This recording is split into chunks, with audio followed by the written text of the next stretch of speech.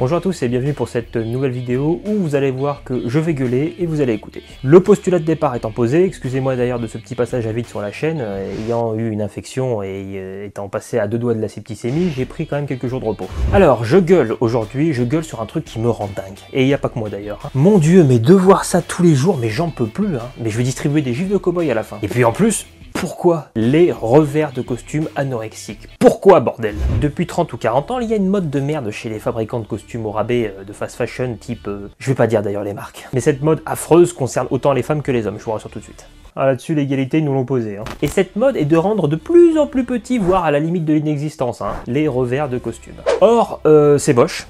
C'est contre-productif d'un point de vue stylistique, et en plus, ça vous flatte pas du tout. L'écran, putain, en plus, l'écran, ils sont montés 10 fois trop haut, souvent avec des revers de 8 mm. Il y a quelque chose qui va pas quelque part. Et parfois, c'est le contraire. L'écran, ils sont descendus à la limite du téton. Quel est le projet, en fait? C'est des claques de maçon que vous cherchez, les fabricants? Fils de poulpe! Cette mode est amplement diffusée par la télévision, où vous ne manquez jamais de voir un ringard qui pourtant palpe en salaire le PIB du Yémen, s'habiller avec une veste costume de chez Lidl avec des revers de 8 mm. Et en plus, 9 fois sur 10, les vestes, elles sont noires. Mais qu'est-ce que c'est que cette mode? C'est magnifiquement gerbant. On dirait un rendez-vous chez Voldemort.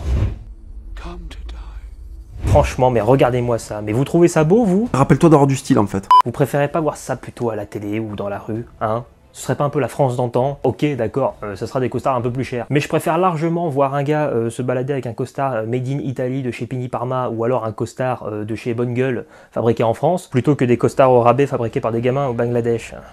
Tu dénonces aujourd'hui, Alex. Vous êtes des gens éduqués, vous avez du goût, vous avez du style. Donc forcément, vous achetez des beaux costumes avec des beaux tissus, à minima semi-entoilés, chez Sud Supply, chez Pini Parma, admettons, avec de la texture, avec des motifs, pourquoi pas, hein.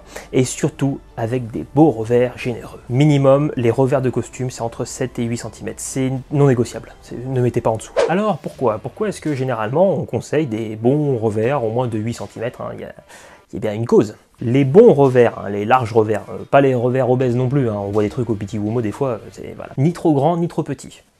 Comme la bille. Je vais jamais arriver à monétiser cette vidéo. Le premier avantage est d'accentuer des silhouettes trop fines chez les personnes justement fines. Un bon revers généreux va toujours étirer un petit peu votre silhouette dans le sens de la largeur, surtout au niveau des épaules, et si vous avez un sacré beau cintrage. Et si comme moi vous êtes légèrement tanké, et bah ça rajoute encore plus au tankage. Dans les deux cas, ça gâte votre silhouette, ce qui n'est pas du tout le cas avec des tout petits revers. Second avantage, et pas des moindres, ça vous fait sortir de la masse. Et ça c'est bien. Personnellement, si je mets des costumes, c'est pas pour ressembler aux autres. Donc c'est un avantage pour moi. On voit tellement de revers minuscules de partout que des revers juste normaux se sont devenus des Pokémon rares. Même si ça ne plaît pas, chacun ses goûts, ça vous fait ressortir de la masse. C'est pas des choses qu'on voit tous les jours. Troisième avantage, les revers généreux avec un pic-lapel. Ah, bon Dieu, ce que c'est beau. On se croirait presque dans les années 50 à New York, rencontrant et dansant avec Bing Crosby. Mais je sais pas faire de claquettes. Le combo pic-lapel, revers généreux, de style absolu. Avantage du costume à petits revers.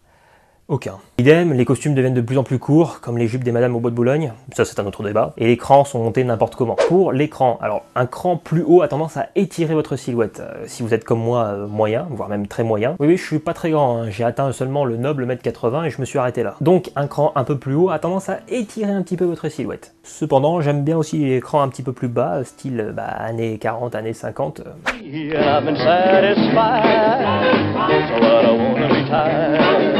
Qu'est-ce que vous voulez, j'ai la nostalgie de l'ancien temps.